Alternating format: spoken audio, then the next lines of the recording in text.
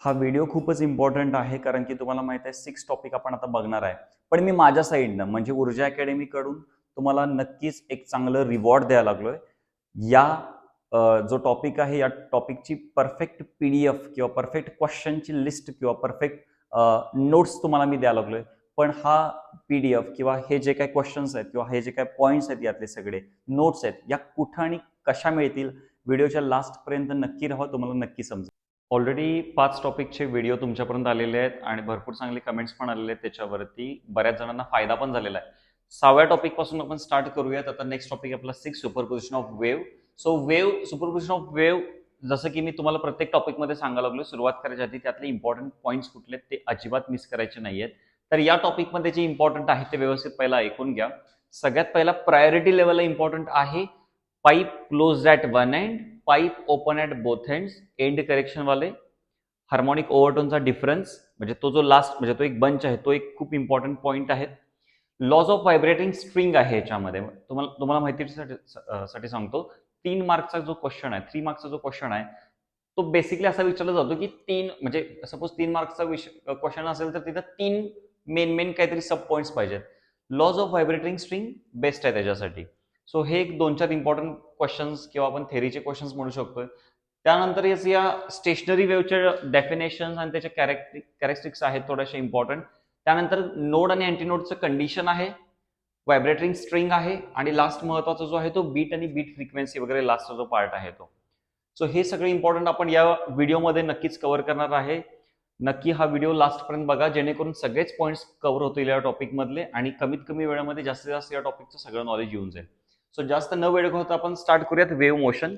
So wave motion is the transfer of any form of energy in the elastic medium due to oscillatory motion of particle without actual migration of the particle. That is म्हणजे इतकं critical आहे पण समजून simple भाषेमध्ये घेऊयात. Wave motion म्हणजे असं motion असणार आहे एका पार्टिकलचं की जे अलॉंग द वेव्ह काम करेल. मग आता वेव्ह मोशन मध्ये वेव्ह कसं येईल? तिथं काय होतं की पार्टिकल व्हायब्रेट होतोय मीडियमच्या अलॉंग. कळायला लागलंय का बघा? आणि टू अँड फ्रो वगैरे या टाईपमध्ये मोशन होईल म्हणजे ऑसिलेशन टाईप होईल. सो तिथं आपण म्हणणार त्याला wave motion.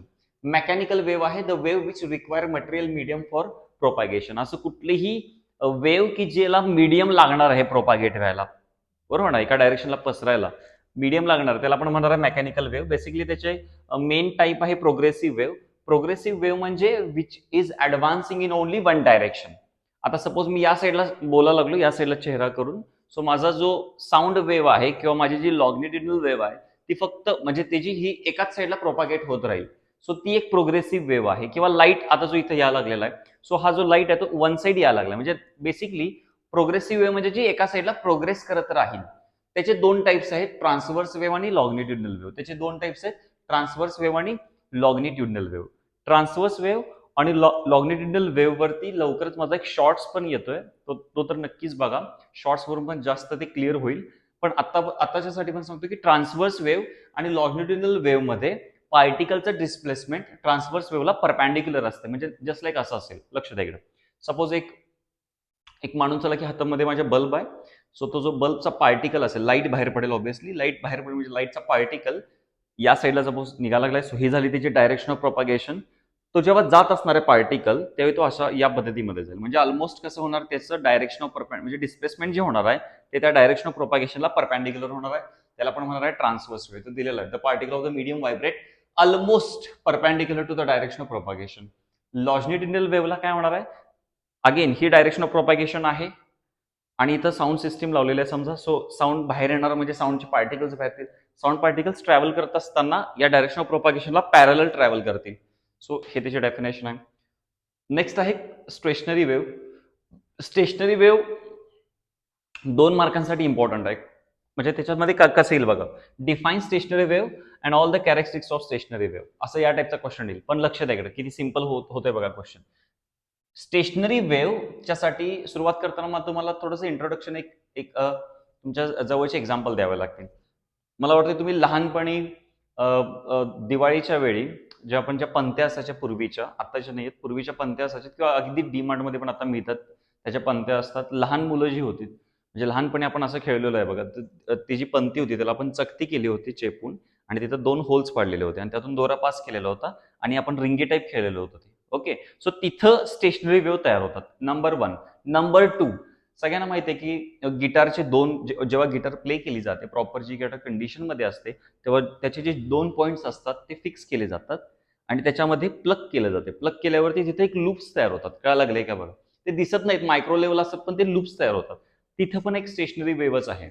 So stationery wave मध्ये काय होते बघा, जरा लक्ष द्या. 2 identical waves travelling along the same path in opposite direction. हा खूप इम्पॉर्टंट आहे. पण ते असताना दे आर इंटरफिअरिंग म्हणजे मिक्स व्हायला लागल्यात with each other. Then the resultant wave is called as a stationary wave. जी रिझल्टंट वेव्ह आहे त्याला म्हणतो आपण स्टेशनरी वेव्ह. जरा लक्ष द्या. स्टेशनरी वेव्हला या कॅरेक्टरिस्टिक्स मध्ये इम्पॉर्टन्सनेस कसं आहे की all the particles of the medium vibrate periodically about the mean position. जरा लक्ष द्या इकडे. मला एक स्टेशनरी वेव्ह इथं तुम्हाला काढून दाखवावी लागेल. जरा लक्ष द्या इकडे. स्टेशनरी वेव्हचं ड्रॉइंग करत असताना लक्षात ठेवा की 2 वेव्हज आहेत या आयडेंटिकल आहेत. आयडेंटिकल म्हणजे त्याची अँप्लिट्यूड सेम आहे. त्याची अँप्लिट्यूड सेम आहे. त्याचं जी वेव्ह लेंथ आहे ती पण सेम आहे. जर वेव्ह लेंथ सेम आली तर त्याचा पिरियड पण सेम येईल आणि त्याची फ्रिक्वेन्सी पण सेम येईल. If the two identical waves having same, असं पण लिहू शकता डेफिनेशन. ही मी सांगायला लागलो ही सोपी डेफिनेशन आहे, असं पण होऊ शकते. If two identical waves having same frequency, period, amplitude and wavelength travelling along the same path म्हणजे एका रोडवरती. ओके, म्हणजे ही असेल फर्स्ट वेव्ह. जरा चेक करावी, ही असेल फर्स्ट वेव्ह. ओके, सपोज इथपर्यंत आली ती फर्स्ट वेव्ह आणि दुसरी वेव्ह ही आहे फर्स्ट वेव्ह आणि दुसरी वेव्ह ही तिकडून इकडे यायला लागल्या. ही फर्स्ट वेव्ह आहे. दुसरी वेव्ह इकडून इकडे यायला लागल्या म्हणजे ती अशा दिसेल. आता हे काढत असताना जरा लक्षात ठेवा, याची जी अँप्लिट्यूड असणार आहे फर्स्टची तीच सेकंडची अँप्लिट्यूड पाहिजे. पहिल्याची जी वेव्हलेंथ असणार आहे तीच सेकंडची वेव्हलेंथ पाहिजे. या सगळ्या गोष्टी कॉमन पाहिजे. आणि मग असं झाल्यानंतर म्हणजे कसं झाल्यानंतर पहिली वेव्ह अशी निघायला लागली, दुसरी वेव्ह उलटी यायला लागली अलॉंग द सेम पाथ. पण या सगळ्यांचं काय काय महत्वाचं आहे? सेम फ्रिक्वेन्सी आहे, सेम पिरियड आहे, सेम अँप्लिट्यूड आहे, सेम वेव्हलेंथ आहे. हे सगळं सेम आहे. फक्त एकच गोष्ट चेंज आहे त्याच्यामध्ये की ते दोघंही कसे व्हायला लागलेत? अपोजिट डायरेक्टेड आहेत. देन द रिझल्टंट, असं झाल्यानंतर जी रिझल्टंट वेव्ह मिळणार ती साधारणपणे अशी असेल. जरा लक्ष द्या बघा, अशी असेल ती वेव्ह. तिची रिझल्टंट वेव्ह असणार आहे या टाईपमध्ये असं होईल. रिझल्टंट वेव्ह जी असणार आहे त्याला आपण म्हणणार आहे स्टेशनरी वेव्ह. त्या रिझल्टंट वेव्हला म्हणतो आपण स्टेशनरी वेव्ह किंवा त्याला अजून एक नाव आहे स्टँडिंग वेव्ह. मग तुम्ही म्हणत असाल तर स्टँडिंगच का, स्टेशनरीच का म्हणतात त्याला? कारण ही जी वेव्ह आहे ती कुठंही प्रोपागेट होत नाही. म्हणजे त्याचं जी जागा आहे ते सोडून ती ना वरती जाते, ना खालती जाते, ना पुढे जाते, ना मागे जाते. तुम्ही जर गिटारवाली तो पॉईंट मगाशी समजला असेल एक्झाम्पलमध्ये, 2 पॉईंट फिक्स असतात. जर मी प्लग केलं, किती पण प्लग करू दे, जे काय लूप्स तयार व्हायचे आहेत ते तिथंच होणार आहेत. जे काय लूप्स तयार व्हायचे आहेत त्या 2 फिक्स पॉईंट मध्येच होणार आहेत. ते सोडून इकडे तिकडे अजिबात होणार नाही. सो देअरफॉर ते एका जागी फिक्स असते, स्टेशनरी असते. त्यामुळे त्याला स्टेशनरी वेव्ह किंवा स्टँडिंग वेव्ह म्हणतोय. सो ही डायग्राम तुम्हाला नक्की हेल्प करेल. तर ह्याच्याच पुढचा थोडासा नेक्स्ट पार्ट मी आताच घेऊन ठेवतो की स्टेशनरी वेव्ह ही कशी फॉर्म होते, त्याच्यात काय असतंय. तर त्याच्यात लूप्स असतात, LOOPS लूप्स. तर इथं बघितलं तर 3 लूप्स आहेत. व्यवस्थित लक्ष द्या इकडं. इथं बघितलं तर 3 लूप्स आहेत. तर हे जे लूप्स आहेत ते म्हणजे त्याच्यात जर अजून नॉमेनक्लेचर बघितलं, त्याच्यात अजून जर स्पेसिफिक बघितलं की कसे कसे काय काय आहेत, तर व्यवस्थित लक्ष द्या इकडं. ही जी रिझल्टंट वेव्ह आहे ह्याला आपण स्टेशनरी वेव्ह म्हणतोय. जरा लक्ष द्या इकडं. परत एकदा मी एक चांगली डायग्राम काढून दाखवतो तुम्हाला. लक्ष द्या इकडं. सो तुम्हाला माहित आहे की स्टेशनरी वेव्ह ही लूप्स पासून बनते.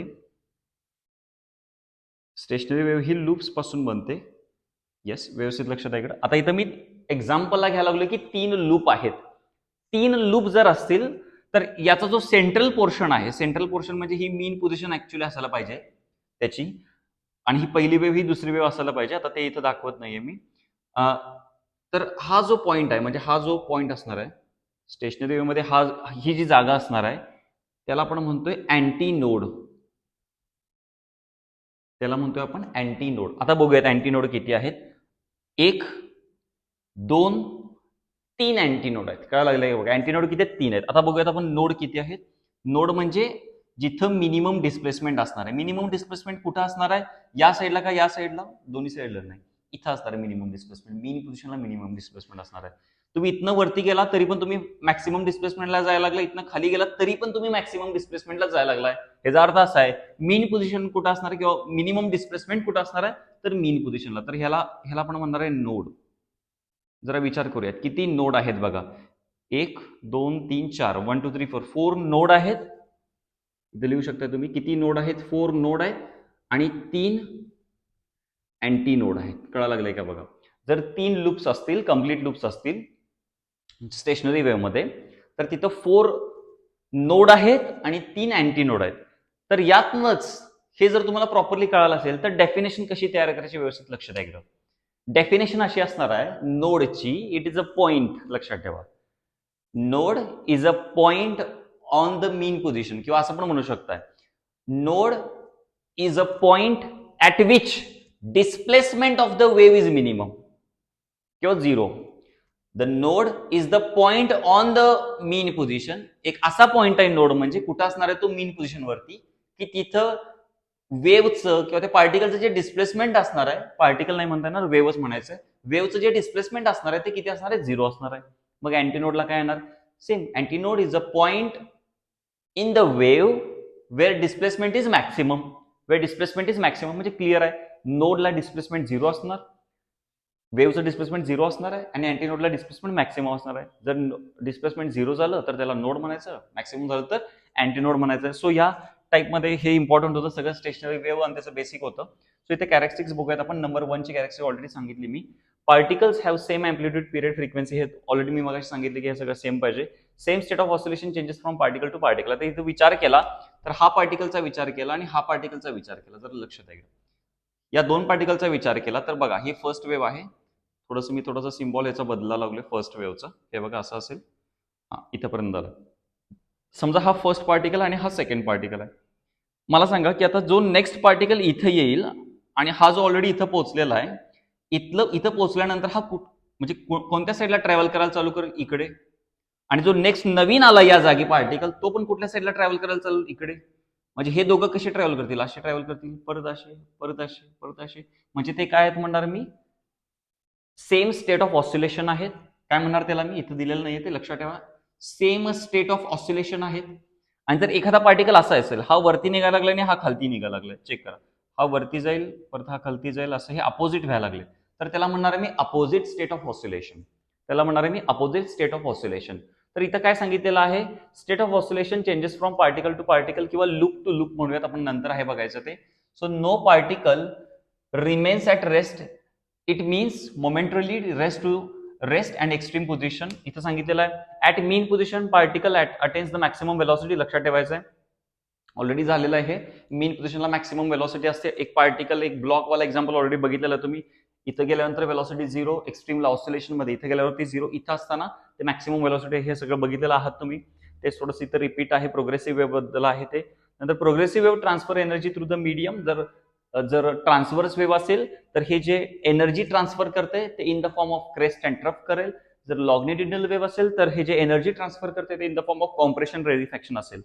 So there are two types. Again ते आलेले आहेत बघा, compression transverse wave and rarefactions wave. इथं थोडं बघूयात आपण. आता इथं दिलेलं आहे in transverse wave. Yes, in transverse wave vibrations are perpendicular, already माहिती आहे. आणि लॉंगिट्युडिनल वेव्हला कसं असणार आहे, व्हायब्रेशन्स आर पॅरलल. नेक्स्ट आपण बघूयात, हे ऑलरेडी बघितलेलं आहे आपण. आणि हे होतं महत्वाचं, क्रेस्ट ट्रफ कॉम्प्रेशन रेरिफ्रॅक्शन. तुम्हाला माहिती आहे क्रेस्ट ट्रफ मध्ये डिवाइड होते ट्रान्सव्हर्स वेव्ह, आणि लॉंगिट्युडिनल वेव्ह जी आहे ती कॉम्प्रेशन्स आणि रेरिफ्रॅक्शन मध्ये डिवाइड होते. ट्रान्सव्हर्स वेव्हचं बेस्ट एक्झाम्पल आहे लाईट वेव्ह, आणि दुसऱ्याचं म्हणजे लॉंगिट्युडिनलचं बेस्ट एक्झाम्पल आहे sound wave. Okay, so next point आहे इथं reflection of wave. Reflection of wave व्यवस्थित वाचायला चालू करा. रिफ्लेक्शन ऑफ वेव्ह आहे, येस, रिफ्लेक्शन ऑफ वेव्ह बघत असताना आता जर लक्षात आहे, एकूण केसेस समजून घ्या. इथं मेन तरी 8 केसेस आहेत. 8 केसेस इथं व्यवस्थित समजून घ्यायला पाहिजेत. नक्कीच हा क्वेश्चन इम्पॉर्टंट पैकी एक आहे, तर व्यवस्थित समजावून घ्या. मला थोडासा ब्लँक स्पेस दाखवा इथं, ब्लँक स्पेस, त्याच्यावरती मी पहिला व्यवस्थित समजावून सांगतो. Yes, very good. सो इथं तुम्हाला रिफ्लेक्शन ऑफ वेव्ह बघायचं आहे, व्यवस्थित समजावून घ्या. 2 मिनिटांमध्ये हा पॉईंट क्लिअर होईल. आय गेस 2-3 मिनिटं लागतील, व्यवस्थित समजावून घ्या. सो नेहमी लक्षात ठेवा, पार्टिकल कुठून कुठे निघायला लागलाय पहिला, किंवा वेव्ह कुठून कुठे निघायला लागली. त्याच्यासाठी तुम्हाला सगळ्यात पहिला मीडियम घ्यायचं, denser to rarer. Rarer to denser first case, textbook प्रमाणे जाऊयात आपण. रेरर टू डेन्सर पार्टिकल कुठलीही वेव्ह निघायला लागले, आणि आपण आता विचार करायला लागलोय ट्रान्सव्हर्स वेव्हचा. तुम्ही विचार करायला लागलाय ट्रान्सव्हर्स वेव्हचा. जर पार्टिकल रेअर टू डेन्सर जात असेल आणि सपोज ती ट्रान्सव्हर्स वेव्ह असेल आणि जर ती जात असताना या डेन्सर मीडियमवर पडत असताना ती ऍज अ क्रेस्ट म्हणून पडली, तुम्हाला माहिती आहे क्रेस्ट म्हणजे अप्पर पोर्शन, ती ऍज अ क्रेस्ट म्हणून पडली तर ती रिफ्लेक्ट बॅक होताना ट्रफ म्हणून होते. म्हणजे ही झाली इन्सिडेंट वेव्ह, ही झाली रिफ्लेक्टेड वेव्ह, ही झाली इन्सिडेंट वेव्ह, ही झाली रिफ्लेक्टेड वेव्ह.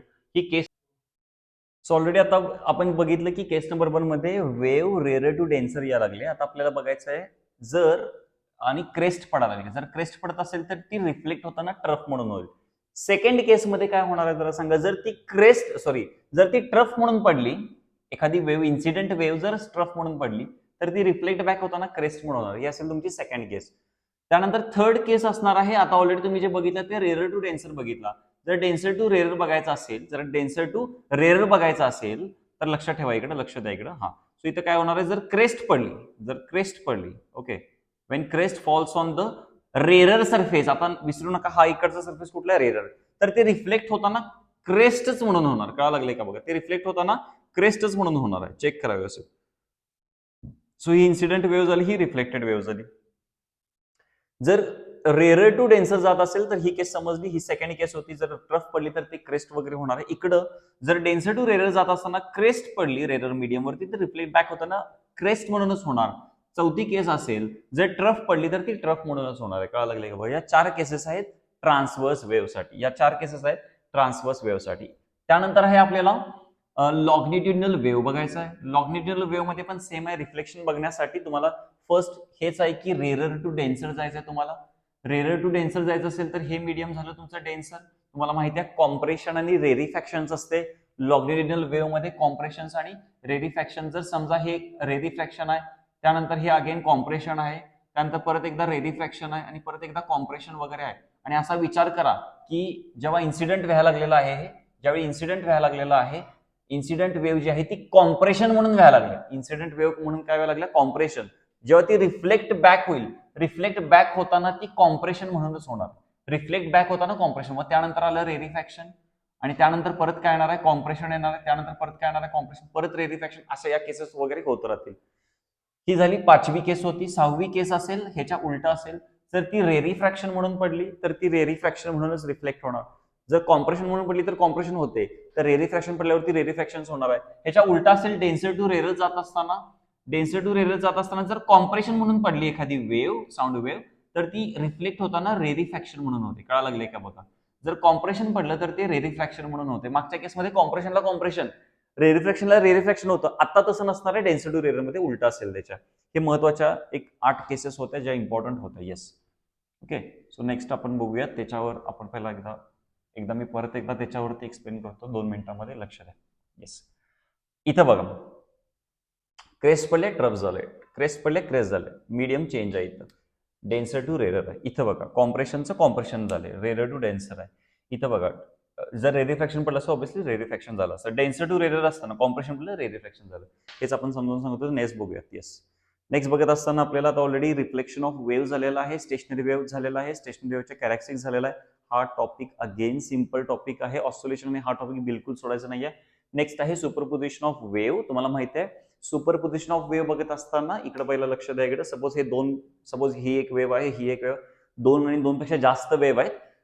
त्यांचं काम आहे की ते एका पॉइंटला यायचं आहे त्यांनी. So 2 or more wave travelling through a medium, एका मीडियम मधून ट्रॅव्हल व्हायला लागले ते आणि यायला लागलेत एका पॉइंटला. चेक करा.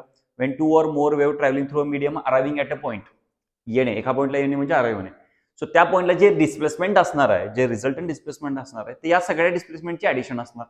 तेच दिलेलं आहे. When 2 or more wave travelling through a medium arriving at a point, then simultaneously then each wave produces its own displacement which is independent of other, and the resultant displacement म्हणजे काय असणार आहे? त्याच्याकडे जे वेव्ह यायला लागले त्या सगळ्यांची ऍडिशन.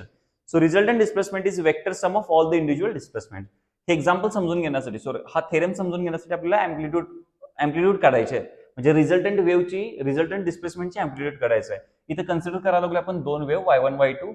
y1 आहे a1 sin omega t, a2 sin omega t plus phi आहे. इथं y is equal to y1 plus y2, a1 a2 put केलं. त्यानंतर इथं sine of a plus B वाला फॉर्म्युला वगैरे वापरला, a2 आत मल्टिप्लाय केलंय, या दोन्हीच्यातून साइन ओमेगा टी कॉमन काढलंय. आतमध्ये राहिलं A1 plus A2 cos phi plus आहे तसंच पुढचं A2 म्हणजे यातून कॉस ओमेगा टी बाहेर काढले, A2 साइन फाय राहिले. सो इथे दिलेलं आहे A2 कॉस फायला काय म्हणायचं इथं A cos theta, A2 sine फायला काय म्हणायचं आहे A साइन थिटा. इथं पुट केल्यानंतर बेसिकली कसं आलेलं आहे A sine omega t plus theta, A sine omega t plus theta. आता इथं जे A आहे, इथं जो A आहे जरा लक्ष द्या इकडे, हे जे इक्वेशन आहे ते पुढं आपल्याला खूप इम्पॉर्टंट आहे. पुढं कुठं तुम्हाला कंडिशन्स बघायच्या आहेत, नोड अँटी नोडच्या कंडिशन्स बघायच्या आहेत, तिथं ते इम्पॉर्टंट आहे भरपूर. सो त्यानंतर इथं आहे A sine omega t plus theta. Resultant amplitude साठी चेक करायचं आपल्याला, हे जे इक्वेशन आपण परफॉर्म केलं होतं ह्याचं स्क्वेअरिंग अँड ऍडिंग करायचं. LHS म्हणजे RHS चा स्क्वेअर केला, A square cos square theta, A square sine square theta, आणि इकडचा स्क्वेअर केला A1 plus A2 cos phi ब्रॅकेटचा स्क्वेअर, A2 साइन फाय ब्रॅकेटचा स्क्वेअर. कळा लागले का बघा, म्हणजे इथं A प्लस B चा स्क्वेअर होणार जो की असा असेल, इथं आयाचा स्क्वेअर होणार. यातून कॉमन वगैरे काढल्यानंतर फायनली A ची जी किंमत येणार आहे ते असं येणार आहे A is equal to square root of A1 square plus 2A1A2 cos phi plus A2 square. काय काय टेक्स्टबुकमध्ये असं, म्हणजे टेक्स्टबुकमध्ये असं असेल A1 square plus A2 square plus 2A1A2 cos phi. Rearrange केलेलं आहे, बाकी काही केलेलं नाही. इथं केसेस समजावून घ्या. फाय झिरो असताना काय होणार आहे कॉस फाय झिरो म्हणजे 0 असताना कॉस 0 1 येणार. काय लागलं का, 5 च्या ऐवजी 0 येणार, कॉस 0 1 येणार. 1 आलं तर हे कुणाचा स्क्वेअर होणार आहे जरा सांगा. इथं राहणार काय, इथं 1 आलं, इथं काय राहिलं A1 square plus 2A1A2 plus A2 square. हा कुणाचा तरी स्क्वेअर दिसतोय, कुणाचा असणार आहे A1 प्लस A2 ब्रॅकेटचा स्क्वेअर आहे आणि इथं स्क्वेअर रूट आहे, निघून जाणार. काय लागलं का, A इज इक्वल टू काय येणार A1 प्लस A2. जर समजा फाय इज इक्वल टू पाय डिग्री असेल, मग तुम्हाला माहित आहे कॉस पाय मायनस 1 असणार, म्हणजे हा कुणाचा स्क्वेअर होणार A1 मायनस A2. म्हणजे रिझल्टंट अँप्लिट्यूड मॅक्सिमम कधी असणार आहे या केसला म्हणजे फाय किंमत किती पाहिजे 0, मिनिमम किती असणार आहे मायनस म्हणजे पायला. ओके, अँगल किती पाहिजे पाय. आता नेक्स्ट आहे इंटेन्सिटी. हे इक्वेशन लक्षात ठेवा, हे सीईटी किंवा 1 मार्क्सच्या इम्पॉर्टंट क्वेश्चन जे असतात तुमचे 1 मार्क्सचे क्वेश्चन्स असतात तिथं पण ते येऊ शकतंय. त्यानंतर इथे इनफेज आहे, इनफेज मध्ये मगाशी सांगितलं की अँप्लिट्यूड मॅक्सिमम पाहिजे म्हणजे काय पाहिजे A1 प्लस A2 पाहिजे, आउट ऑफ फेज पाहिजे. आउट ऑफ फेजला अँप्लिट्यूड मिनिमम असते, त्यामुळे A1 मायनस A2 असते. त्यामुळे हे दोन्ही पण लक्षात ठेवा, ह्याच्यावरती न्यूमरिकल विचारण्याचे चान्सेस आहेत. नेक्स्ट आहे properties of stationary wave. Already थोड्याशा आपण यात ऑलरेडी बघितलेल्याच आहेत मगाशी त्या लूपच्या डायग्राममध्ये. At a place where displacement is 0 is called as node, at a place where displacement is maximum is called as anti node. झालेला आहे ऑलरेडी. नवीन काय शिकायला लागलाय लक्ष द्या इकडे, मी आज अगेन डायग्राम काढून दाखवतोय, लक्ष द्या. सपोज हे मी 2 लूप्स काढायला लागलोय, तर ह्याला आपण म्हणणार आहे नोड. सगळ्यांना माहिती आहे ह्याला नोड, ह्याच्यात नोड किती आहेत तर 3 नोड आहेत सर. येस बरोबर आहे, किती नोड आहेत 3. आणि किती अँटी नोड आहेत तर 2 अँटी नोड आहेत. 3 नोड 2 अँटी नोड आहेत. तुम्हाला माहिती आहे की नोडला डिस्प्लेसमेंट 0 असते, हे सगळं झालं. आता नवीन काय शिकायला लागलाय 2 नोड. प्लीज लक्ष द्या, हे खूपच इम्पॉर्टंट आहे, ह्याला पर्याय नाही आहे, हे खूप इम्पॉर्टंट आहे. इथं टेक्स्टबुक वाचा किंवा नाही वाचा, पण हे इम्पॉर्टंट, हे काय पण करा कर लक्षात ठेवा. हे काहीही करा, काही जुगाड करा कर हे लक्षात ठेवा. कारण पुढं आपल्याला बघायचं आहे pipe close at one end, pipe open at both ends. बळा त्रास देणार तुला ते, त्यामुळे इथे लक्ष दे. इथलं लक्ष जर चुकून तू इथून स्क्रोल करून जर फेसबुक वरती गेलास तर परत इथंच याला होणार नाही. त्यामुळे इथं त्रास होणार. पुढं pipe close at one end, pipe open at both एंडला त्रास होणार. त्यामुळे लक्ष इथं व्यवस्थित द्यायचं आहे. ओके, सो 2 नोड आहेत. 2 नोड मध्ये जे डिस्टन्स असते ते नेहमी λ/2 असते. मग अँटी नोड मध्ये काय असते, 2 नोड मध्ये डिस्टन्स असते λ/2. मग अँटी नोडला काय असते, अँटी नोडला पण तेच डिस्टन्स असते. 2 अँटी नोड मध्ये जे डिस्टन्स असते ते किती असते परत λ/2 असते, कारण की ते इक्वली स्पेस्ड असतात. कारण की काय असतात ते इक्वली स्पेस्ड असतात. 2 नोड मध्ये डिस्टन्स λ/2 असते, तर 2 अँटी नोड मध्ये पण डिस्टन्स किती असते λ/2. ह्याचा अर्थ असा आहे की एक नोड आणि सक्सेसिव्ह अँटी नोड, सक्सेसिव्ह म्हणजे लागोपाठचा लगेचचा, अँटी नोड मध्ये डिस्टन्स असणार आहे λ/4. Okay, so node anti node node, ही डायग्राम खूप महत्वाची आहे आता जी मी काढायला लागली. 2 नोड मध्ये डिस्टन्स असणार λ/2, नोड आणि अँटी नोड मध्ये डिस्टन्स असणार आहे λ/4. नोड आणि अँटी नोड मध्ये डिस्टन्स असणार आहे λ/4. अच्छा, सरांनी सांगितले नोड आणि अँटी नोड मध्ये डिस्टन्स असणार आहे λ/4. सर हा नोड आणि हा अँटी नोड मध्ये डिस्टन्स λ/4 घेणार का, नाही घ्यायचा. का, कारण की नोड आणि सक्सेसिव्ह अँटी नोड शब्दाचा अर्थ समजावून घ्या. सक्सेसिव्ह म्हणजे त्याच्या नंतरचा लगेचचा, हा काय त्याच्या नंतरचा नाहीये.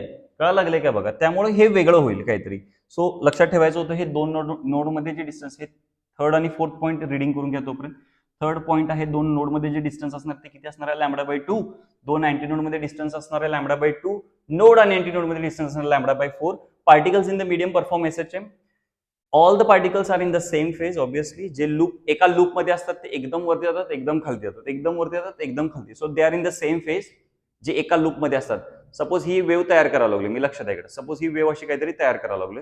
सो या लूप मध्ये जे पार्टिकल आहेत ते एकदम अशी वरती जाईल, परत खालती जाईल. आता लक्ष द्या इकडं. हे जेव्हा वरती जातात तेव्हा नेक्स्ट लूप मधले खालती जातात. कळायला लागले का बघा. म्हणजे एका लूप मधले पार्टिकल सेम फेज मध्ये आहेत, पण ऍडजस्टंट लूप मधले जवळ म्हणजे एक म्हणजे काय म्हणतात लागोपाठच्या लूप मधले जे पार्टिकल्स आहेत ते आउट ऑफ फेज मध्ये आहेत. ते लक्षात ठेवायला पाहिजे. इथं आहेच the particles oscillating in 2 adjacent loops are out of phase. कळायला लागले. सो नेक्स्ट पॉईंट आपण बघूयात. हे पण महत्वाचं होतं. Stationary wave is doubly periodic. एक मार्काला कधी कधी येतोय की डबली पिरियडिक म्हणजे काय असतं. डबली पिरियडिक म्हणजे ते पिरियडिक इन टाइम असतोय, एका टाइम नंतर रिपीट होत जाते. पिरियडिक इन स्पेस असतोय. तो त्याला डबली पिरियडिक म्हणतो. Expression for stationery wave stretched on a stretched string आहे. एक स्ट्रिंग आपण ताणवून ठेवलेले आहे त्याच्यासाठी आहे ते. त्यानंतर इथं बघत असताना 2 इक्वेशन्स बघायचे लक्षात ठेवा. आता हे कुठून आलं ह्याच्यासाठी थोडंसं टेक्स्टबुक रेफर करावं लागणारच आहे आपल्याला. y is equal to a sin 2 pi nt minus x by lambda. y is equal to a sin 2 pi nt minus x by lambda. ह्याचे 2-4 फॉर्म आहेत. या स्टेशनरी वेव्हचे 2-4 फॉर्म दिलेले आहेत, ते पण व्यवस्थित बघायचं आहे. सो इथं पॉझिटिव्ह एक्स असताना इथे निगेटिव्ह घ्यायचं, निगेटिव्ह एक्स असताना पॉझिटिव्ह घ्यायचं. 2 वेव्ह आहेत आपल्याला y1 y2. कळालं का बघा. पॉझिटिव्ह असताना निगेटिव्ह घ्यायचं, निगेटिव्ह असताना पॉझिटिव्ह घ्यायचं. nt plus x by lambda nt minus x by lambda असे 2 होईल. रिझल्टंट काढताना सगळ्यांना माहिती आहे की y is equal to y1 plus y2 करावं लागेल. So y is equal to y1 plus y2. y1 आहे असं घेतलं, y2 आहे असं घेतलं, असं काहीतरी झालं. सो इथे नेक्स्ट काय करतोय sine C plus sine D. Sine C plus sine D काय येणार आहे 2 sine C plus D upon 2 into cos C minus D upon 2. Sine C plus sine D काय येणार 2 sine C plus D upon 2 into cos C minus D upon 2. हे कुठनं आलं, हे कुठनं आलं हे माहिती नसेल तर 12वीचा फॉर्म परत भरा. त्यानंतर बाय दिस वी गेट म्हणजे हे इक्वेशन आपण यूज करून आपण काय करू शकतोय. हे आता लेट्स से हे आपल्यासाठी सी आहे आणि हे आपल्यासाठी डी आहे. हे सी आहे, हे डी आहे. सो आता इथे कसं होईल.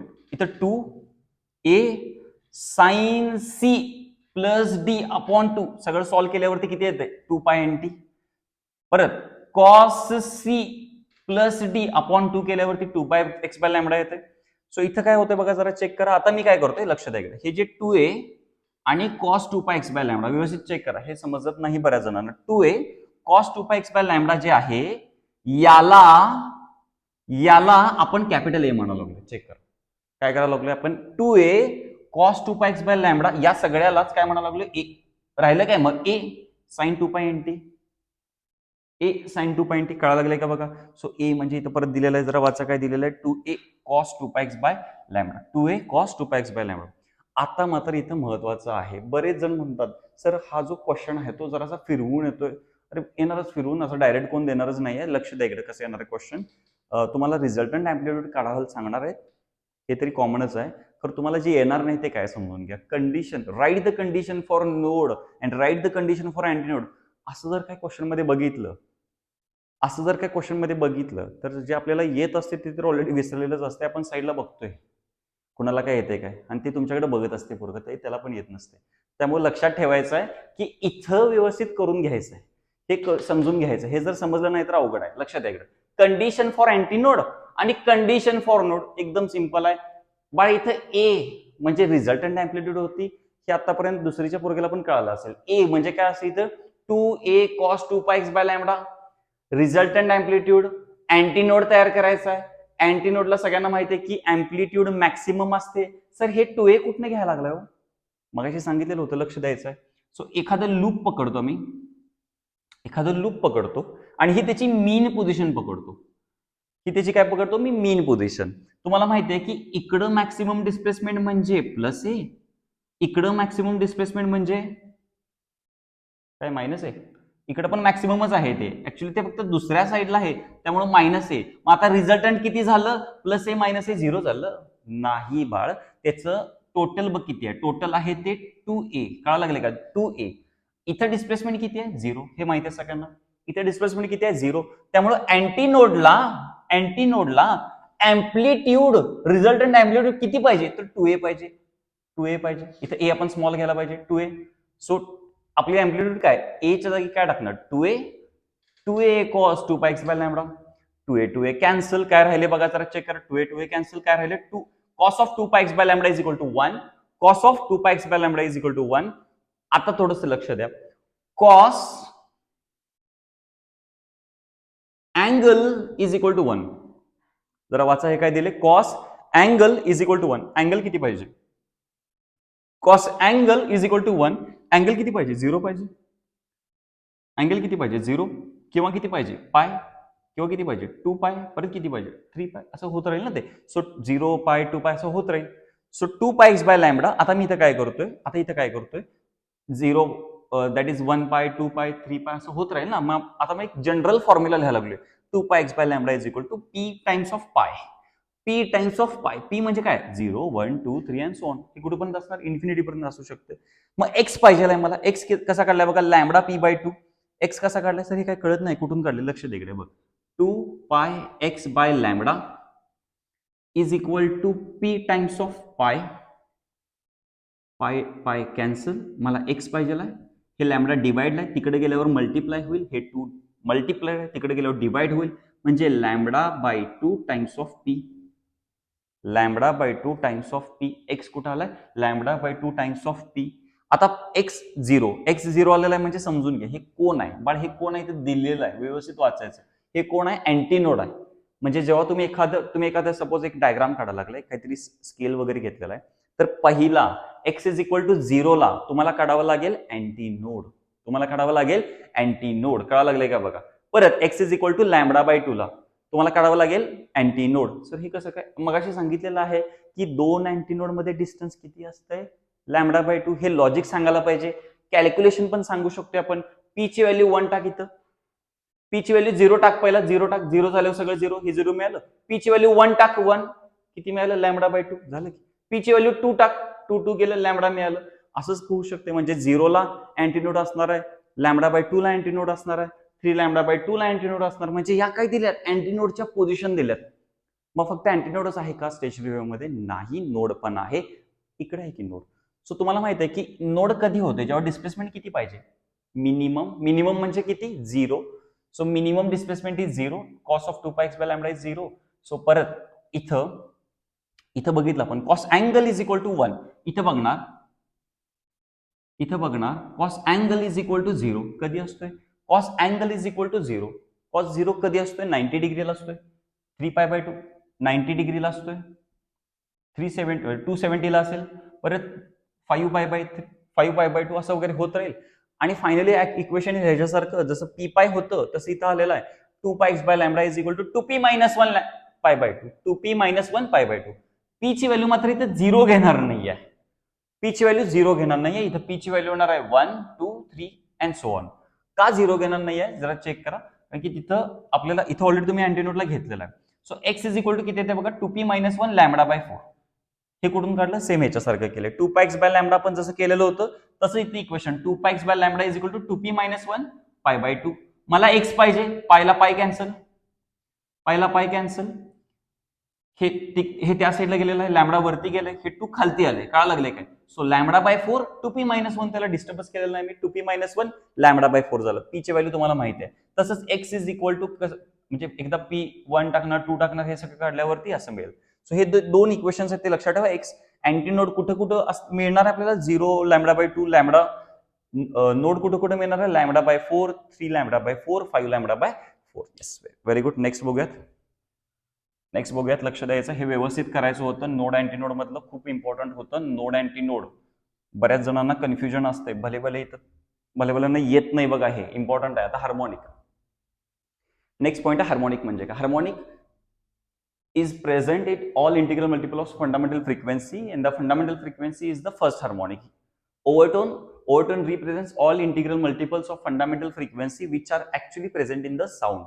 First higher frequency greater than harmonic is called as actually first overtone.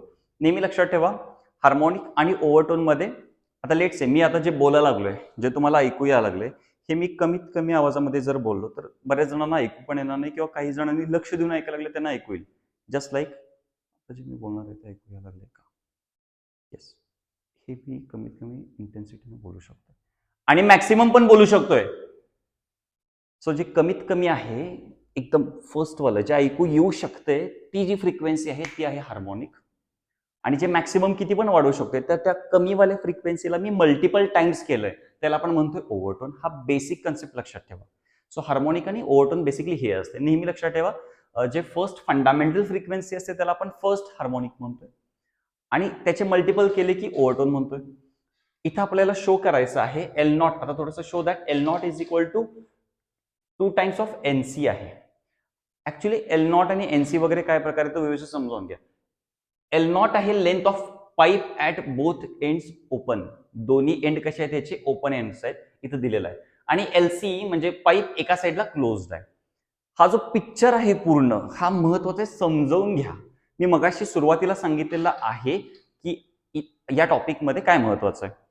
कुठले पॉईंट अजिबात स्किप करायचे नाही. त्यापैकी आता मेन पार्ट चालू झालाय, महाभारत ऍक्च्युली चालू झाले म्हणायला काही हरकत नाही, त्यामुळे लक्ष द्यायचं इथे व्यवस्थित. सो इथं बघितला तर 2 पाईप्सचा आपल्याला अभ्यास करावा लागेल, किंवा पाईप्स म्हणा किंवा एअर कॉलम्स म्हणा. पाईप्स म्हणा किंवा एअर कॉलम्स म्हणा. पाईप म्हणा किंवा एअर कॉलम. एअर कॉलम म्हणजे इमॅजिनरी एअरचा एक कॉलम, जस्ट लाईक तुमच्या रूम मध्ये जो बसला तिथे कुठेतरी कॉलम वगैरे असेल, त्या टाईपचाच एअरचा कॉलम असा ऍझ्युम करायचा आहे. तर ते 2 एअर कॉलम आहेत, फक्त त्याच्यामध्ये एक साइड क्लोज्ड आहे, एक साइड दोन्ही साइड ओपन आहेत.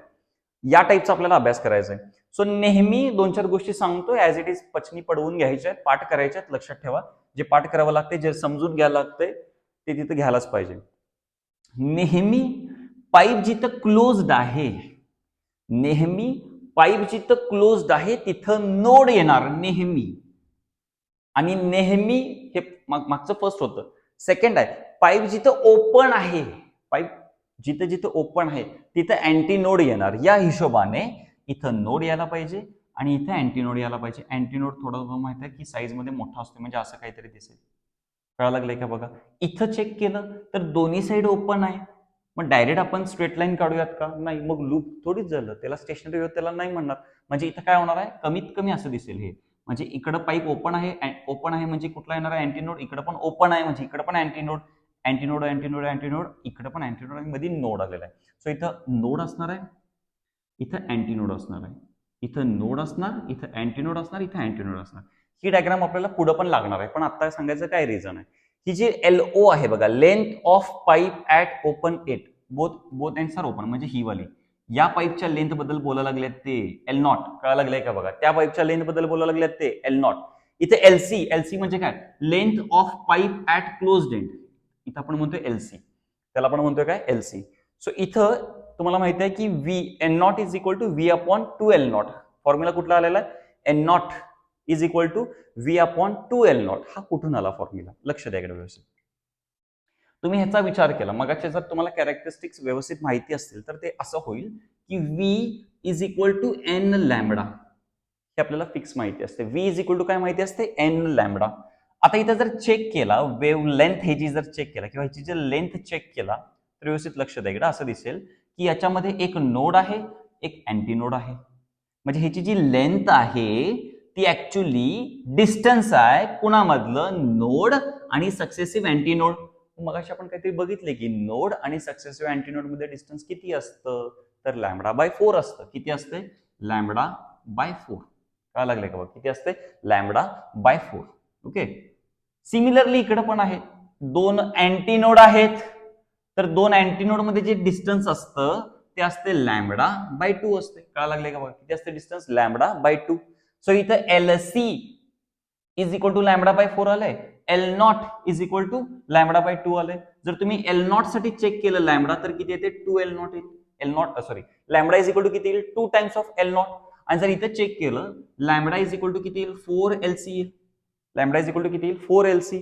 आता आपल्याला कोणाला चेक करायचं, एन ओ ला, ओपन एंडला चेक करायचंय. ओपन एंड वाली म्हणजे हे वाला आपल्याला सगळं बघायला पाहिजे. V is equal to N lambda. लॅम्बडाच्या जागी किती टाकतोय मी, 2 टाइम्स ऑफ एल नॉट टाकतोय. लॅम्बडाच्या जागी किती टाकणार, 2 टाइम्स ऑफ एल नॉट. इथं मल्टिप्लाय आहे एन, इकडे आल्यावर डिवाइड होईल. ही जी फ्रिक्वेन्सी आहे ती पाईप ओपन एंड वाली आहे. So N naught is equal to इकडे डिवाइड झाल्यावरती V बाय 2 एल नॉट होईल. बघा काय लागलंय का. बघा कळा लागलंय का? सिमिलरली इथं कसं होईल, V is equal to N lambda वगैरे टाकल्यानंतर V is equal to N. आता पाईप कुठल्याही क्लोज्ड आहे आणि लॅमडा किती यायला लागले इथं 4 टाइम्स एलसी यायला लागले. So NC is equal to V by 4 LC होईल. एनसी इज इक्वल टू किती होईल, व्ही बाय 4 एलसी होईल. लक्ष द्यायचं इथं व्ही बाय 4 एलसी एनसी साठी. सो हे दोन्ही ना खूप इम्पॉर्टंट आहेत, त्यामुळे मी इतकं डिटेल सांगितलेलं आहे. काय इम्पॉर्टंट आहे तुम्हाला हे, अच्छा या दोन्ही आहेत त्या फंडामेंटल फ्रिक्वेन्सी आहेत, फिक्स करून ठेवा डोक्यात. पाईप एका साईडला क्लोज्ड आहे, फंडामेंटल फ्रिक्वेन्सीचा फॉर्म्युला कुठला, तर हा वाला व्ही बाय 4 एल. पाईप दोन्ही साईडला ओपन आहे तर फंडामेंटल फ्रिक्वेन्सीचा फॉर्म्युला कुठला, तर हा वाला व्ही बाय 2 एल. आणि तुम्हाला शो दॅट काय करायला लावलंय की NO is 2 times of NC. Clear cut आहे, आपल्याला हे माहितीच आहे. आता एनओ म्हणजे कसं आलेलं आहे बहुतेक माहिती असेल तुम्हाला, आता सगळं क्लिअर झालं असेल. एनसी म्हणजे व्ही बाय 4 एलसी आहे. सो एनओ एनसी वगैरे लिहिलं, त्यानंतर मी काय करू शकतो इथं, याला म्हणजे एनओ अपॉन एनसी दिस अपॉन दिस करायचं आहे. कळा लागले. सो व्ही बाय 4 एल आणि हे अपॉन वरती आलं उलट होईल, रिव्हर्स होईल. 4L 2L जाईल, राहिलं 2. So NO upon N0 sorry NO upon NC is 2. NO is equal to 2 times of NC. हे फायनल इक्वेशन असेल. हे इम्पॉर्टंट होतं, याच्यापेक्षाही हे इम्पॉर्टंट होतं. हे कसं आलं ते इम्पॉर्टंट होतं, त्यामुळे आपण इतकं डिटेल बघितलं. नेक्स्ट पॉईंट आहे आपला end correction. Yes, next point बघायचं आपल्याला एंड करेक्शन. एंड करेक्शन मला या डायग्राम मध्ये थोडंसं जास्त अजून समजावून सांगावं लागेल तुम्हाला, व्यवस्थित लक्ष द्यायला. सो एंड करेक्शन बघत असताना जर तुम्ही डायग्राम प्रॉपरली बघितली असेल तर त्याच्यामध्ये असं आहे की थोडं ना अँटी नोड वरच्या साईडला आहे, चेक करा. आणि जी पाईप आहे तुमची ती इथं संपलेली आहे. पाईप जी आहे ती इथं संपलेली आहे आणि अँटी नोड इथं संपलेला आहे, एंड झालेला आहे. सो यांच्यातलं डिस्टन्स म्हणजे असणार आहे एंड करेक्शन. काय लागलंय का बघा, म्हणजे असणार आहे end correction. So and correction म्हणजे काय, डिस्टन्स बिटवीन ओपन एंड. इकडे तर होणार नाही ना, इकडे अँटीनोड नसणार आहे, ज्या साईडला पाईप ओपन आहे त्या साईडला. So distance between open end and the position of antinode is called as end correction. Pipe एका साईडला क्लोज्ड आहे, एकच एंड करेक्शन येणार. पाईप दोन्ही साईडला ओपन आहे, इकडे एक एंड करेक्शन येणार आणि या साईडला खालच्या साईडला एक एंड करेक्शन येणार. म्हणजे तिथं 2 एंड करेक्शन येणार पाईप ज्या साईडला ओपन आहे. बेसिकली एंड करेक्शनचा जो फॉर्म्युला असतो तो 0.3D असतो. बेसिकली एंड करेक्शनचा जो फॉर्म्युला असतो तो किती असतो, 0.3D. डी म्हणजे त्याचा इंटरनल डायमीटर. डी म्हणजे काय असणार, त्याचा इंटरनल डायमीटर. हे इम्पॉर्टंट होतं, हे सगळं रीडिंग करून घ्या, इम्पॉर्टंट आहे. येस, एंड करेक्शन का आलाय का बघा, distance between node sorry anti node and open end. हे रीडिंग करून घ्या. सॉरी,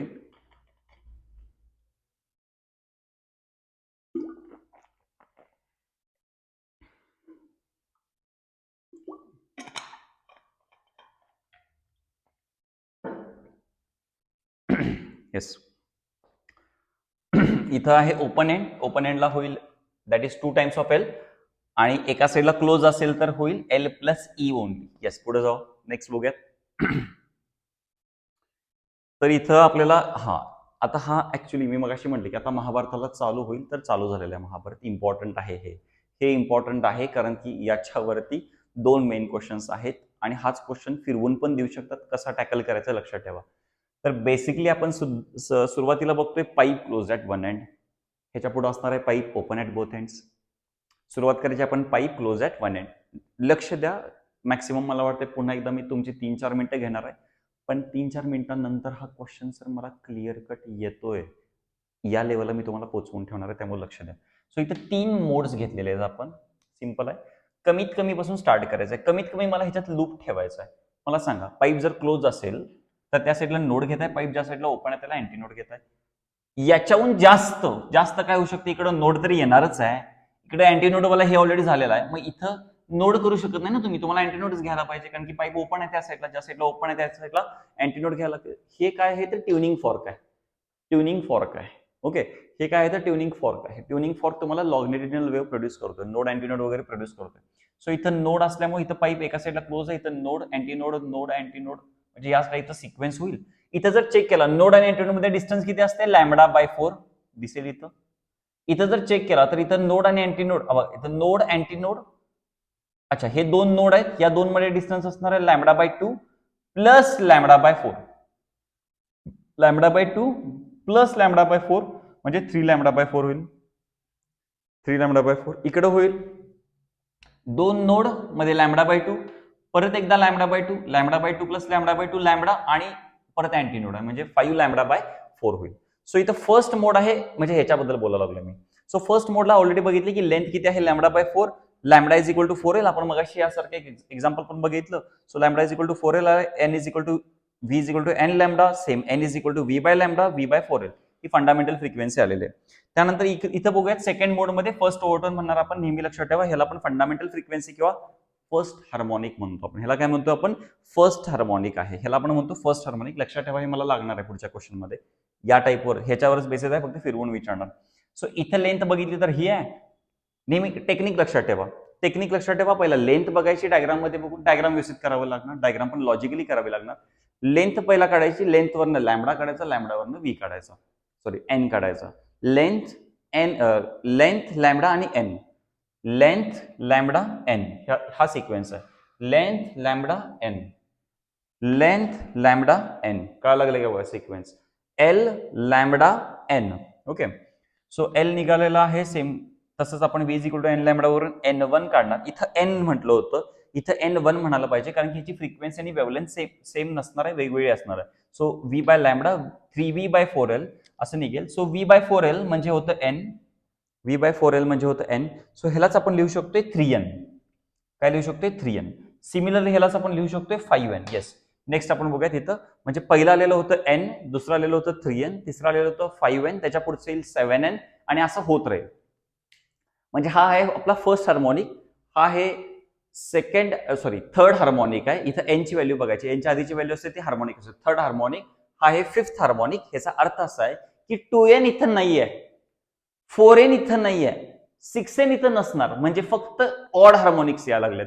त्यामुळे क्वेश्चन असा पण येतोय, we can conclude that there are only odd harmonics are present in the pipe closed at one end. मग क्वेश्चन असा पण येईल, म्हणजे तुम्हाला क्वेश्चन की शो दॅट, कसा येईल question, show that only odd harmonics are present in a pipe closed at one end.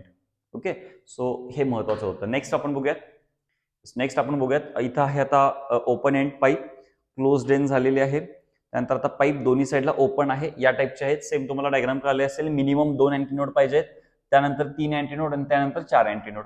So इथं लेंथ बघूयात, 2 अँटीनोड मध्ये डिस्टन्स असेल λ/2, इथं लॅम्बडा असेल, इथं 3λ/2 असेल. आणि सेम सिक्वेन्स आपण खालती बघायचं आहे, सेम सिक्वेन्स आहे याचा. सेम सिक्वेन्स मध्ये बघा, लेंथ λ/2 आहे, एल लॅम्बडा एन, फॉर्मॅट लक्षात ठेवा, एल लॅम्बडा एन.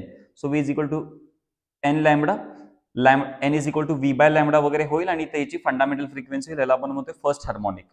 त्यानंतर इथं सिमिलरली ती लेंथ ऍड वगैरे होईल, 3 आहेत ना, त्यामुळे ते ऍड वगैरे होईल. Length lambda is equal to L होणार आहे. त्यानंतर इक्वेशन पुट केल्यानंतर 2 टाइम्स ऑफ एन होणार.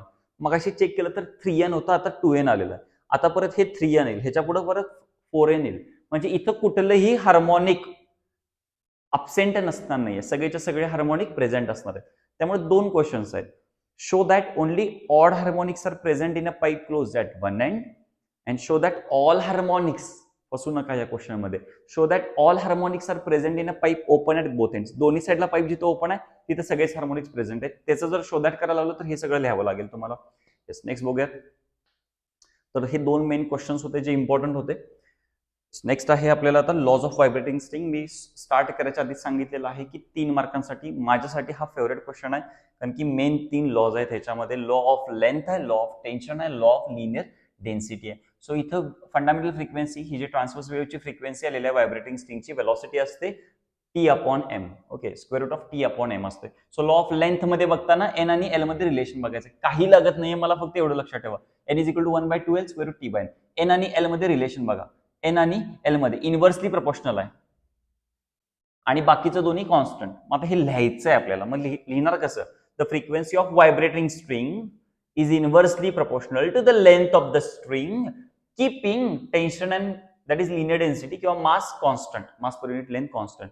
हा आहे लॉ ऑफ लेंथ, म्हणजे हा NL is equal to constant होईल, हे इकडे येईल. सिमिलरली लॉ ऑफ टेन्शन आहे, एन आणि टी मध्ये रिलेशन बघायचं आहे, N is proportional to the square root of T. बाकीचे 2 उरलेले कॉन्स्टंट कोण आहेत ते उरलेले, एल आणि एम. उरलेले कोण आहेत ते एल आणि एम.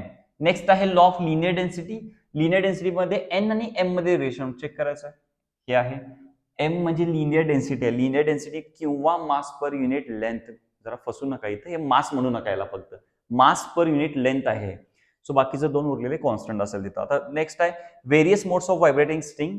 व्हेरियस मोड मध्ये बघत असताना येस आपण मगाचं गिटारवाला एक्झाम्पल घ्यायला लागलो. 2 पॉईंट फिक्स आहेत, प्लग केल्यावरती एक लूप व्हायचे चान्स आहे, 2 लूप व्हायचा चान्स आहे, 3 लूप व्हायचा चान्स आहे, भरपूर सारे लूप्स व्हायचा चान्स आहे. असं होणार नाहीये ना की अर्ध लूप व्हायला लागले. का होणार नाही? दोन्ही साईडला फिक्स आहे म्हणजे दोन्ही साईडला नोडच होणार. काय लागलंय का बघा, दोन्ही साईडला नोडच होणार म्हणजे मिनिमम एक तरी लूप होणार. एकच्या पुढे किती पण लूप्स होणार जे की कंप्लीट असतील. त्यामुळे इथं 1 लूप आहे, 2 लूप आहे, 3 लूप आहे. सो इथं फर्स्ट हार्मोनिक मध्ये तुम्हाला माहिती आहे 2 नोड मध्ये डिस्टन्स. अच्छा, दोन्ही साईडला फिक्स असेल तर डिस्टन्स किती होतं? λ/2 λ/2 plus λ/2 λ/2 plus λ/2 plus λ/2. So 3 times of λ/2 होईल. सो ह्या लेंथ कळाल्या सगळ्यातल्या. फर्स्ट हार्मोनिक आहे, फर्स्ट हार्मोनिक असेल तर मगाशी एल, लक्षात आलं का बघा, एल लॅम्बडा एन मगासारखे आपण परत एकदा अप्लाय करायचंय. लेंथ आहे λ/2, एल आहे 2l. त्या वरच्या इक्वेशन मध्ये टाकलं. व्ही आपल्याला ऑलरेडी माहिती आहे square root of T by M. V is equal to N lambda असतंय. मला एन पाहिजे, N is equal to V by lambda. काय लागले का बघा, किंवा N lambda is equal to square root of T by N पाहिजे. तर लॅम्बडा खालती जाणार. लॅम्बडा म्हणजे किती आहे? इथं 12 आहे, इथं 12 टाकल्यानंतर फर्स्ट हार्मोनिक मिळेल. सिमिलरली हे थर्ड हार्मोनिक, सेकंड हार्मोनिक साठी अप्लाय केल्यावरती दोन्ही इक्वेशन्स मिळून जातील. लक्षात ठेवायचं इथं एन, 2n, 3n म्हणजे all harmonics are present. Yes, next बघूयात. जितकं पुढे हार्मोनिक असणार आहे, समजा पाईप क्लोज ॲट 1n साठी पहिलं हार्मोनिक असते एन, दुसरं गायब असतं ते तुम्हाला माहिती, दुसरं नसतंय. पण त्यानंतर असते 3n जे की सेकंड हार्मोनिक, थर्ड हार्मोनिक येईल, पण फर्स्ट ओव्हरटोन येईल. पाईप ओपन एंडला n, 2n, 3n, 4n असं होईल. सो n म्हणजे फर्स्ट हार्मोनिक, 2n म्हणजे सेकंड हार्मोनिक आणि फर्स्ट ओव्हरटोन, 3n म्हणजे थर्ड हार्मोनिक आणि सेकंड ओव्हरटोन असं वाढत जाईल. त्यानंतर आहे बीट. बऱ्यापैकी आपण लास्ट पार्ट पर्यंत आलेलो आहे. बीट एक इम्पॉर्टंट आहे. when there is a superposition of two sound wave having the same amplitude but slightly different frequencies traveling in the same direction, the intensity of sound varies periodically. याचा अर्थ असा आहे bit म्हणजे आता let's say मी तुम्हाला माहिती आहे की तुम्ही बहुतेक हेडफोन वगैरे वापरत असाल, तुम्हाला माहिती आहे की बीटचा इफेक्ट चांगला, बासचा जो इफेक्ट आहे तो कधी चांगला असतोय जेव्हा तुम्ही बास ऐकताय त्यानंतरची जी शांतता असते तेव्हा तो आवाज तुम्हाला अगदी क्लिअर कट ऐकू येईल, तो बीट व्यवस्थित ऐकू येईल. म्हणजे आवाज एकदा मॅक्सिमम व्हायला लागतो आणि तिथं त्याच्यानंतर शांतता लागते, म्हणजे कमी व्हायला पाहिजे. सो जो आवाज मॅक्सिमम होतोय त्याला आपण म्हणतोय वॅक्सिंग, आणि जो आवाज मिनिमम होतोय त्याला आपण म्हणतोय वेनिंग. ओके, वॅक्सिंग आणि वेनिंग हे 2 पॉइंट आहेत, तिथं आपण नेक्स्ट आपण बघू शकतोय. सो बीट या दोघांचं कॉम्बिनेशन आहे. एक वॅक्सिंग आणि एक वेनिंग कंबाईनली मिळून 1 बीट तयार होईल. कंबाईनली मिळून काय होईल? 1 बीट तयार होईल. बीट ज्यावेळी असणार आहे त्यावेळी इंटेन्सिटी व्हॅरी होते म्हणजे चेंज होते. कधीतरी एकदम वाढते आणि त्यानंतर लगेच कमी होते. Varies periodically with the time. कळायला लागले का बघा. ओके, नेक्स्ट आहे डॉपलर इफेक्ट. डॉपलर इफेक्ट तुम्हाला माहिती आहे apparent change in the frequency वगैरे ह्याच्यासाठी असतोय. सो सोर्स ऑफ साऊंड और listener both are moving with respect to air and listener detects the sound whose frequency is different from the frequency of the sound source. ह्याचा अर्थ असा आहे, एक छानसा एक्झाम्पल सांगतो, लक्ष द्या इकडं. मी लिसनर आहे आणि एक साऊंड सिस्टीम असलेला एक छोटासा एक आपण म्हणूयात की रेडिओ किंवा एखादा ब्लूटूथ स्पीकर माझ्या हातात आहे. ओके, चेक करा, तो सोर्स आहे. मी लिसनर आहे. सोर्स ज्यावेळी लिसनरकडे येईल, का लागले का, लिसनरकडे येईल त्यावेळी मला फ्रिक्वेन्सी वाढल्यासारखी वाटेल. सोर्स ज्यावेळी लिसनर पासून लांब जाईल तेव्हा ती फ्रिक्वेन्सी कमी झाल्यासारखी वाटेल. 2 केस झाल्या. सोर्स स्टेशनरी आहे, listener is moving towards the source, again frequency वाढेल. Listener is moving away from the source, frequency कमी झाल्यासारखी वाटेल. Both are moving towards each other, both are moving away from each other. म्हणजे frequency basically change होईल. हा खेळ सगळा फ्रिक्वेन्सीचा. हा डॉपलर इफेक्टच्या 6 केसेस सांगितल्या. पिरियड ऑफ बीट म्हणजे time taken by the time interval between the 2 successive waxing and वेनिंग. मग अशी सांगितलं, वॅक्सिंग म्हणजे मॅक्सिमम साऊंड असतोय, वेनिंग म्हणजे मिनिमम साऊंड असतोय. 2 सक्सेसिव्ह वॅक्सिंग किंवा 2 सक्सेसिव्ह वेनिंग मधला जो टाइम आहे त्याला आपण म्हणतो पिरियड ऑफ बीट. त्यानंतर फ्रिक्वेन्सी ऑफ बीट म्हणजे असे किती बीट्स ऐकू येतात एका सेकंडमध्ये. So number of beats heard in a 1 second is called as frequency. So condition आहेत बीट प्रोड्यूस करायच्या ना, काहीतरी कंडिशन्स आहेत. Number 1, 2 sound wave have equal amplitude. Obviously काय इक्वल असले पाहिजेत बाळा, स्टेशनरी वेव्ह विचार करायला लागलास. पहिल्याची जी अँप्लिट्यूड असणार तीच दुसऱ्याची असायला पाहिजे. Two sound wave have equal amplitude, two sound wave slightly different, थोडीशी फार ना डिफरंट फ्रिक्वेन्सी वाल्या पाहिजे. नंतर अॅनालिटिकल ट्रीटमेंट बघायला लागलोय. येस, अॅनालिटिकल ट्रीटमेंट म्हणजे आपल्याला बीटच्या बद्दलच बोलायचं आहे. सो कन्सिडर टू वेव्हज आहेत. तुम्हाला माहिती आहे की प्लस एक्स डायरेक्शनला मायनस घ्यावं लागतंय, मायनस एक्स डायरेक्शनला प्लस घ्यावं लागतं निगेटिव्ह एक्स एक्सिसला. So Y is equal to y1 plus y2 हे सगळं मगासारखं तुम्हाला सिमिलर वाटत असेल, पण लक्ष द्या इकडे पुढं. If listener is stationary x is 0. Okay, so इथं बाकीचं काय म्हणजे इथं एक्स वगैरे 0 होईल, बाकीचं राहील a sin 2π n1t, a sin 2π n2t, a common वगैरे निघेल आणि असं इक्वेशन मिळून जाईल. परत तुम्हाला वापरायचं आहे, आता इथं चेक करा, 2 sin c plus D upon 2 into cos C minus D upon 2 हा वाला फॉर्म्युला वगैरे वापरलाय. नंतर थोडंसं रिअरेंज केल्यानंतर आपल्याला इकडं इक्वेशन मिळून जाईल. येस, रिअरेंज केल्यानंतर y इज इक्वल टू हे असं इक्वेशन मिळून जाईल. आता हे इक्वेशन झाल्यानंतर तुम्हाला माहिती आहे की परत इथं आपल्याला कॅपिटल ए म्हणतोय, वरच्याला बाकीचं sign 2π n1 plus n2 upon 2 हे कॉमनच आहे. ऑलरेडी सांगितले की हे जे वरचं आहे याला आपण कॅपिटल ए म्हणतोय, ए म्हणलं बाकीचं सगळं sine of as it is. So y is equal to final equation कसं आलं, a sin 2π, आता n1 प्लस n2 अपॉन 2 म्हणजेच n आहे. So y is equal to a sin 2π nt असं आलेलं आहे. ओके, सो नेक्स्ट आपण बघूयात. येस, ह्यात जे आपण बघितलं ते बीटवालं होतं. आता बीटमध्ये ना 2 पॉईंट्स आहेत, वॅक्सिंग आणि वेनिंग. बीटमध्ये पण 2 पॉईंट्स आहेत, वॅक्सिंग आणि वेनिंग. वॅक्सिंग म्हणजे मॅक्सिमम साऊंड अँप्लिट्यूड मॅक्सिमम पाहिजे, म्हणजे प्लस मायनस 2a पाहिजे. सो 2a कॉस ऑफ हे परत असताना म्हणजे जे आपण मगाशी ॲझ्युम केलं होतं तिथं 2a केलं, 2a ला 2a कॅन्सल, आणि परत जसं आपण मगाशी अप्लाय केलेलं होतं condition for node, condition for anti नोडला, तर त्या टाईपमध्येच अप्लाय होईल, त्या टाईपमध्येच अप्लाय होईल. आणि बेसिकली कसं होईल, finally t is equal to p upon n1 minus n2. आता p 0 टाकल्यानंतर हे 0 होईल, p 1 टाकल्यानंतर 1 अपॉन n1 मायनस n2. म्हणजे वॅक्सिंग कुठं कुठं मिळेल असं आहे बघा, सॉरी कुठल्या कुठल्या टाइम नंतर मिळेल तर हे मिळेल. पिरियड म्हणजे काय की 2 सक्सेसिव्ह वॅक्सिंग मधला डिफरन्स टाइमचा. मग दिस मायनस दिस करा किंवा दिस मायनस दिस करा, आन्सर तरी एकच येणार आहे, 1 upon n1 minus n2. Bit frequency म्हणजे माहिती आहे तुम्हाला 1 अपॉन पिरियड असतं. सो ह्याला रिव्हर्स केल्यावरती n1 मायनस n2 होईल. सिमिलरली वेनिंग वाला केस आहे, वेनिंगला अँप्लिट्यूड किती असते, 0. वेनिंगला अँप्लिट्यूड किती असणार आहे तिथं 0, कारण की वॅक्सिंगला प्लस मायनस 2 आहे. आणि हे सगळं सॉल्व्ह केल्यानंतर परत जे वेनिंग आहे ते कुठं कुठं मिळतात. So 1 upon n1 minus n2 असं ह्याचा जो पिरियड असेल तो परत एकदा तोच येईल, कारण की इथं 1, 3, 5 ऑड मध्ये मिळत जातात. त्यानंतर बीट फ्रिक्वेन्सी परत किती येते, n1 minus n2. Bit frequency किती परत येते, n1 मायनस n2. सो हे जे इम्पॉर्टंट होतं हे सगळं सुपरपोजिशन ऑफ वेव्ह ह्याच्यातलं इम्पॉर्टंट होतं. आणि ह्याच्यातला जो अजून लास्ट पार्ट आहे इन्स्ट्रुमेंटवाला, परक्युशन इन्स्ट्रुमेंट, विन इन्स्ट्रुमेंट, हे जे काही सगळे इम्पॉर्टंट आहेत ते थेरीचे पॉईंट्स आहेत. आय गेस एकदा दोनदा तुम्ही वाचल्यानंतर पण ते क्लिअर कट कळून जाईल. जे की इम्पॉर्टंट आहेत आय गेस ते तुम्ही नक्की वाचणार अशी आशा आहे. पण नेक्स्ट लक्ष द्या इकडं की जे इम्पॉर्टंट आहे की परत एकदा इम्पॉर्टंट सांगतो, pipe close at one end, pipe open at both ends. त्यानंतर व्हायब्रेशनचे जे लॉज होते, लॉज व्हायब्रेटिंग स्ट्रिंग होते ते पण इम्पॉर्टंट आहे. बीट फ्रिक्वेन्सी वगैरे सगळं इम्पॉर्टंट होतं लास्टवाला पार्ट. आणि शो दॅटचे जे क्वेश्चन्स मी 2 सांगितले ते पण इम्पॉर्टंट होते. सो होप तुम्हाला हा पण व्हिडिओ आवडला असेल तर नक्की लाईक करा आणि 12च्या स्टुडंटपर्यंत नक्की पोहोचवा आणि नेक्स्ट व्हिडिओसाठी अपडेटेड राहा. सो ऑलरेडी मी व्हिडिओच्या सुरुवातीला तुम्हाला ऑलरेडी सांगितलेलं होतं की ही PDF तुम्हाला मी नक्की शेअर करतोय. सो मी डिस्क्रिप्शनमध्ये टेलिग्रामची लिंक पाठवलेली आहे, त्या चॅनलवरती जॉईन करा, कारण की त्या चॅनलवरती ऑलरेडी मी भरपूर सारे माझे पण व्हिडिओ टाकतोय, इम्पॉर्टंट क्वेश्चन्स टाकतोय, काही आन्सर्स टाकतोय. त्यामुळे त्या चॅनलला नक्की जॉईन करा, जी लिंक मी तुम्हाला इथं डिस्क्रिप्शनमध्ये दिलेली आहे. थँक्यू.